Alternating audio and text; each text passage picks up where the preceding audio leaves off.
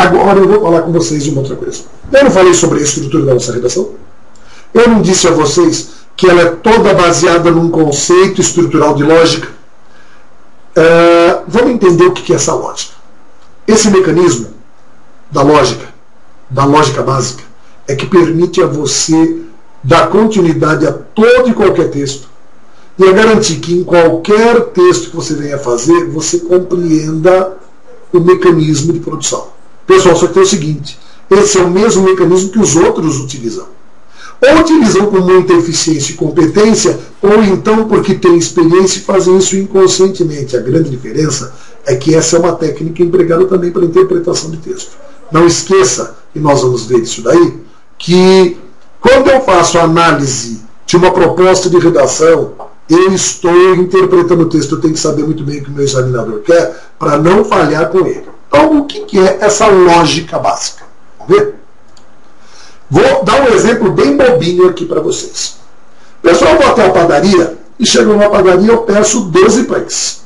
Por favor, me dê 12 pães. O que a gente espera? O que deve vir? Se eu peço 12 pães, qual é a lógica que eu leve? 12 pães. Você fala, nossa senhora, isso é lógico? É lógico. Você não pediu? Pegou.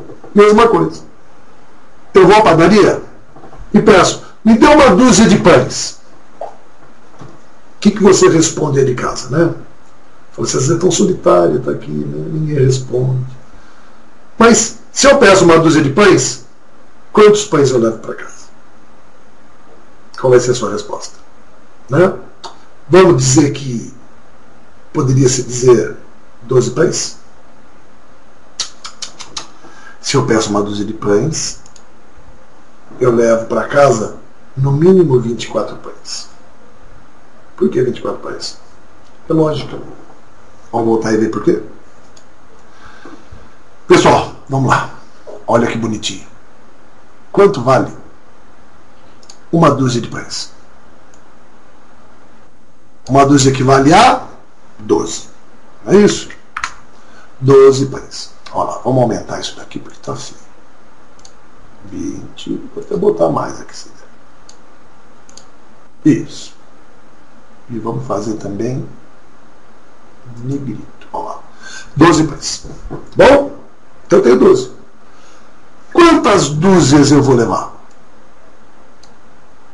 Não é uma dúzia? Olha só. Se é uma dúzia, eu pego e faço assim. Deixa ele ali. 12 pães. Eu não estou levando uma dúzia? Então eu estou levando uma vezes 12.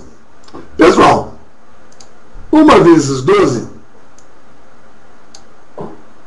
olha só, é igual a quanto? 12, não é verdade? Só que eu estou levando o quê? Não são pães? Pessoal, pães é singular ou é plural? Não é plural? Plural começa a partir de que número? Não me responda mais de 1, porque mais de 1 é singular. Mais de 1 é 1,9. Eu estou falando de pães, plural começa a partir de 2. Então, novamente, eu vou ter, olha só, eu tenho aqui uma vezes 12 vezes 2.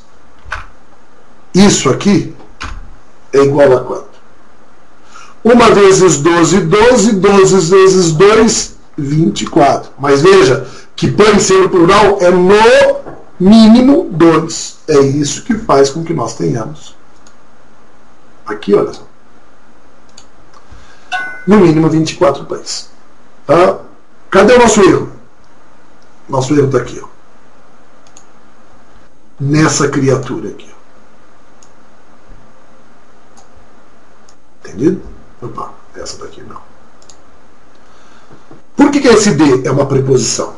Pessoal, é uma besteirinha, mas está em tudo quanto é prova. Vamos entender uma coisa? Todo termo preposicionado é um defunto, é um termo morto. Eu não posso colocar termo preposicionado no plural ao me referir a uma unidade coletiva, ou seja, a dúzia equivale a 12. Se eu quero levar 12 pães, só pode acontecer se eu fizer o seguinte. uma dúzia de... Opa. Não tá saindo. Ah, é aqui. Uma dúzia de... Então, não saiu o acento porque eu não consegui teclar, mas deixa para lá.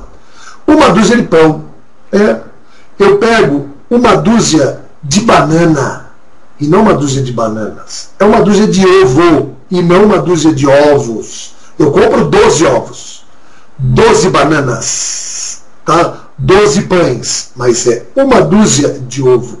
E 2 dúzias de ovo, 2 dúzias de ovos, você jogou o quê? 2 vezes dúzia dá 2 vezes 12, 24. 24 vezes ovos dá plural no mínimo, que dá 2, já está no mínimo 48 aí, tá? Pessoal, isso é lógica, é um erro básico que nós cometemos dentro da nossa estrutura, mas não é disso que eu estou falando. Eu estou falando é por causa do erro da preposição. É o termo preposicionado. Pessoal, o termo preposicionado é um termo morto, ele é um defunto. Eu não vou usar assim. Se eu sempre disser, eu falo assim, olha, brincadeira de moleque e brincadeira de moleques, dá na mesma, porque brincadeira não é número, tá? Não tem problema. Se eu digo um cesto de pão, um cesto de pães, isso não vai interferir. Agora, se eu digo uma dúzia de pão, é diferente de uma dúzia de pães. Uma dúzia de pão são 12 pães, uma dúzia de pães são no mínimo 24 pães. Pessoal, não é a dúzia, não é o pães. A brincadeira está com esse D, que é a preposição. Ele é um termo de ligação de um termo anterior com posterior. Quem vem primeiro vale mais, quem vem depois vale menos. A lógica gramatical é uma lógica social, universal, biológica, perversa, discriminatória, preconceituosa.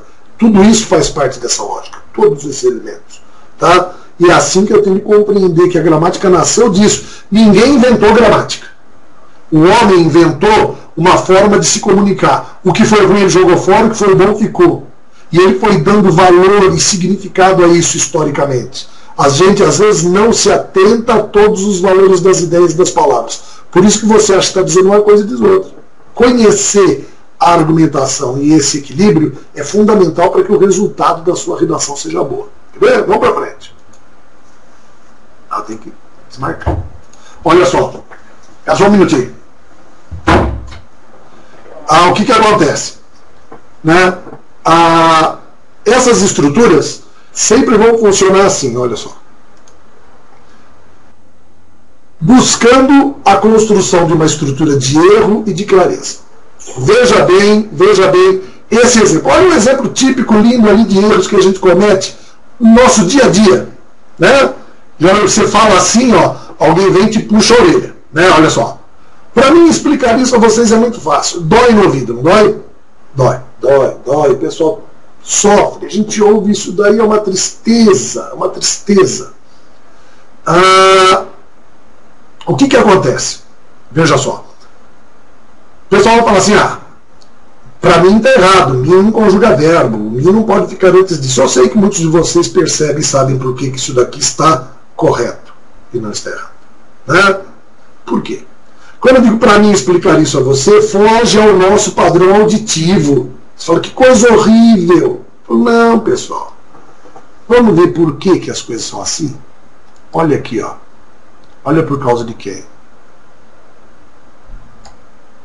Mais uma vez, é a nossa preposição.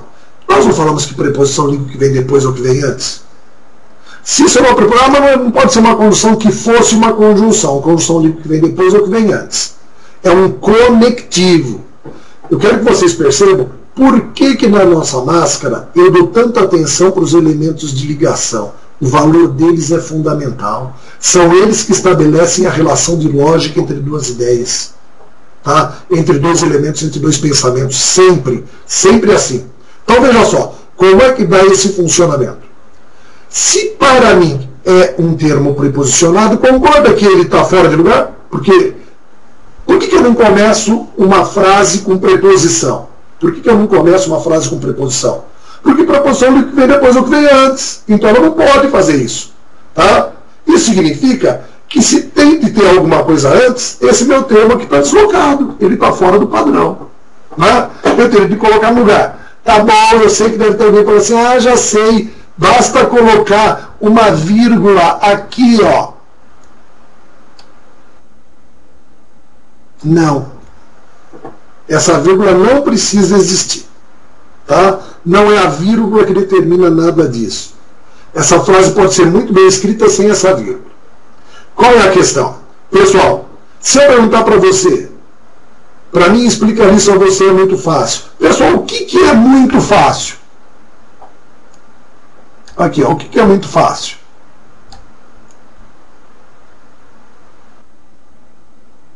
Você não vai me responder que muito fácil é explicar isso a vocês? Não é isso? Pessoal, então eu posso dizer o quê? Que explicar isso a vocês é muito fácil. Para quem?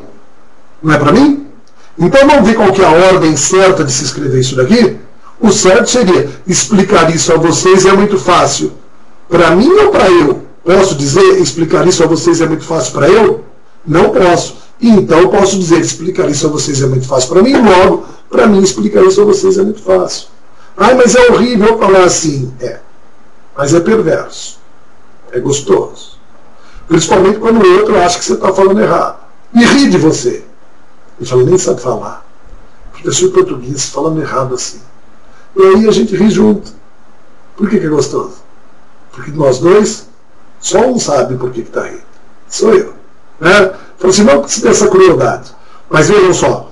É muito comum você ver as pessoas questionarem. Eu faço isso daqui por provocação, às vezes, dentro de sala de aula. Né? Ô, pessoal, para mim explicar isso para vocês é rapidinho, é muito fácil. Olha só.